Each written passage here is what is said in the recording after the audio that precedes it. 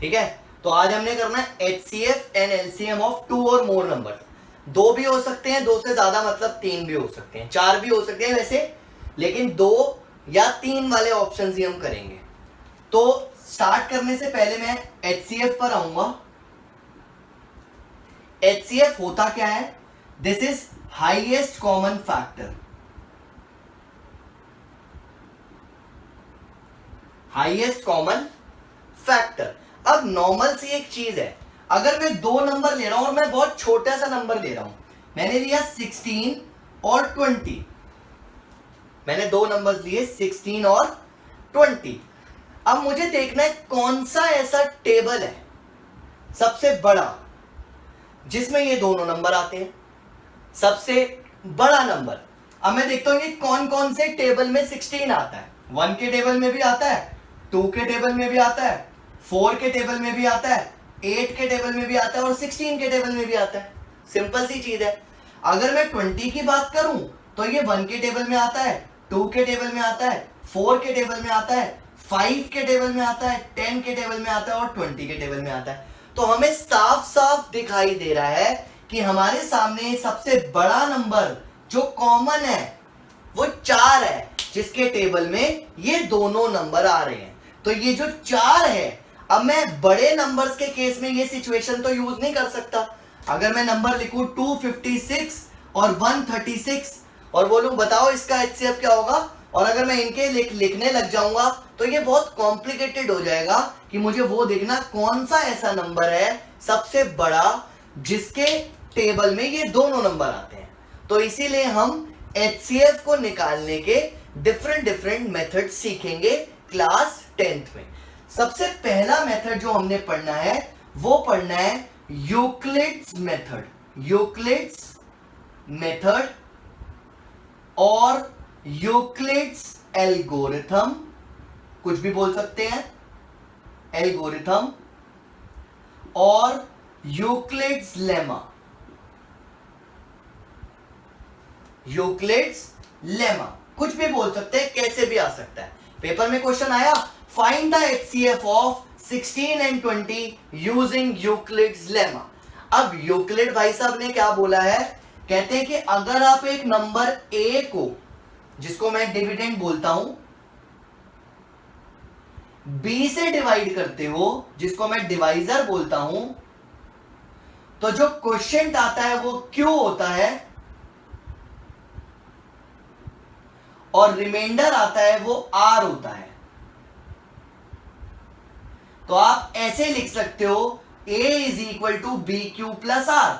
ये तो वही है जो हमने पॉलिनोमियल चैप्टर में पढ़ा था, dividend is equal to divisor into quotient plus remainder. तो यूक्लिड ने A is equal to BQ plus R ये दिया, इसे यूक्लिड लेमा बोला जाता है। यहां पर बस हमें ध्यान रखना है जो R है वो 0 से बड़ा या उसके इक्वल हो सकता है, लेकिन B से छोटा होता है हमेशा। ये यूक्लिड ने बोला कि A is equal to BQ plus R है, तो यहां पे जो रिमाइंडर है वो 0 से बड़ा हो सकता है, उसके इक्वल हो सकता है, लेकिन B से कभी बड़ा नहीं हो सकता। ठीक है, this is division algorithm and ये हम ऑलरेडी पॉलिनोमियल चैप्टर में भी कर चुके हैं। तो हम इसी एल्गोरिथम का यूज करते हुए इनके बीच में HCF निकालते हैं। तो हमने क्या किया, सबसे पहले हमने देखा कि 20 जो है वो बड़ा है 16 से, तो हमेशा बड़े नंबर को ही छोटे से डिवाइड कर सकते हैं। तो हमने 20 को 16 से जब डिवाइड किया यहां पर, तो ये देखो 16 1 जा 16, तो क्या आया 4। अब अगर मैं इसको एज पर यूक्लिड लिखूं तो 20 is equal to 16 into 1 plus 4, this is A is equal to B into Q plus R। और आप देख लो R जो है वो 0 से बड़ा है और B से छोटा है। B क्या है यहां पर 16, उससे छोटा है। ठीक है, तो ये R 0 के इक्वल भी हो सकता है, उससे बड़ा भी हो सकता है, लेकिन B से हमेशा छोटा होगा। अब अगले स्टेप में हमें B और R को फिर से लेके चलना होता है, क्योंकि रिमाइंडर बच रहा है हमारे पास यहाँ पे 4, तो हमें B और R को फिर से लेके चलना है। नाउ 16 इज ग्रेटर देन 4, और हम अगर फिर से डिवाइड करते हैं 16 को 4 से, तो हमारे पास ये 4 4 द 16 और रिमाइंडर कितना आता है 0। तो अगर मैं इसको फिर से एज पर यूक्लिड लिखूं तो दिस इज 4 इंटू 4 प्लस 0।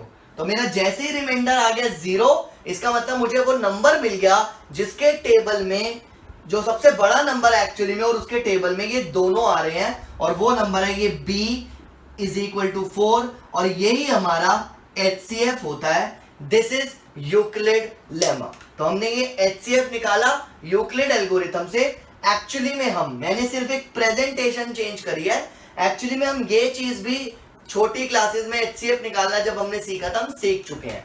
अगर मैं छोटी क्लासेस के पॉइंट ऑफ व्यू से देखूं तो 20 16 से डिवाइड किया, 1 16 4, फिर यहीं से कंटिन्यू करते थे डिवीजन, और फिर अगला नंबर जो होता था ये 16 ले लेते थे, 4 4 द 16, तो ये हमारा HCF होता था। तो यही सेम चीज हमने यहाँ पे करी है, बट यहाँ पर हम एक प्रेजेंटेशन बड़ी क्लास यानी कि 10th के हिसाब से दे के चल रहे हैं, और इन भैया की बात मान के चल रहे हैं।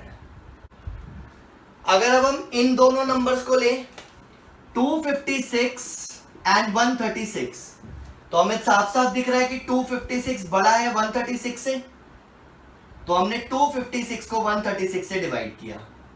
अब 136 टूजा इज 272, अगर 136 टूजा करें तो this is 272 which is greater than this, तो मुझे 1 से ही करना पड़ेगा 136। तो ये 0, this is 2 and this is 1। Now as per Euclid lemma 256 is equal to 136 and into 1 plus 120. 120 is greater than 0 but less than b. अब हम 136 और 120 को लेके चलते हैं, और हम 136 को अगर 120 से डिवाइड करते हैं तो 120, this is 6, this is 1. अब again 120 is equal to 136 is equal to 120 into 1 plus 16. Now this is b and this is r. अब हम b और r को फिर से लेके चलते हैं यहाँ पर। तो अगर अब हम 120 को 16 से डिवाइड करते हैं तो 16 7 जा 112, तो हमारे पास क्या बचा 8।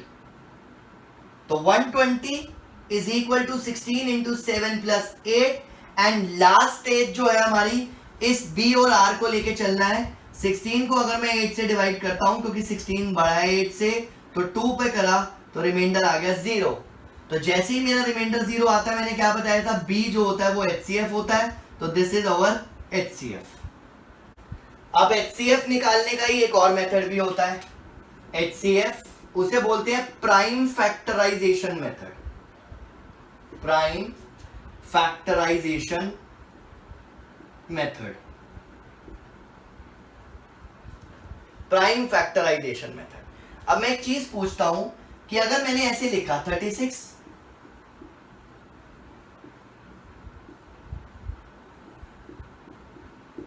तो ये क्या है, ये मैंने क्या किया,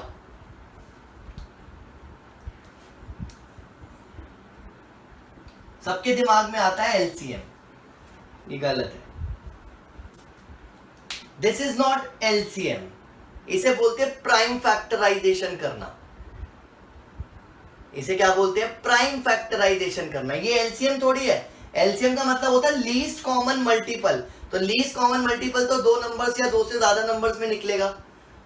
तो 36 का जो ये मैंने फैक्टराइजेशन किया, इसे बोला जाता है प्राइम फैक्टराइजेशन। तो पहली चीज अपने दिमाग में से ये निकाल देना कि ये LCM है। क्लियर? तो हमने क्या करना है, HCF करना है प्राइम फैक्टराइजेशन मेथड से।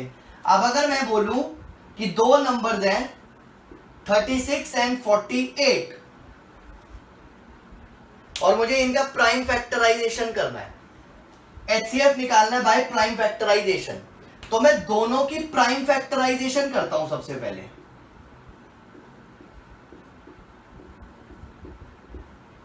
दोनों की प्राइम फैक्टराइजेशन। अब मैंने 48 को किया,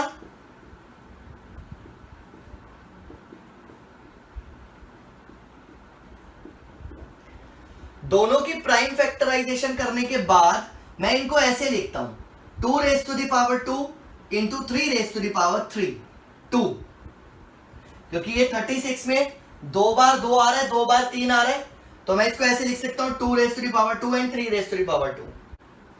अब 48 को मैंने लिखा 2 raised to the power 4 into 3, 2 raised to the power 4 into 3। अब ध्यान से समझना, मुझे निकालना है HCF, तो फॉर HCF मैं लिखूंगा कॉमन फैक्टर्स, क्योंकि मुझे निकालने हैं हाईएस्ट कॉमन फैक्टर्स, और मैं करूंगा लीस्ट पावर। तो मैंने क्या दिया, देखा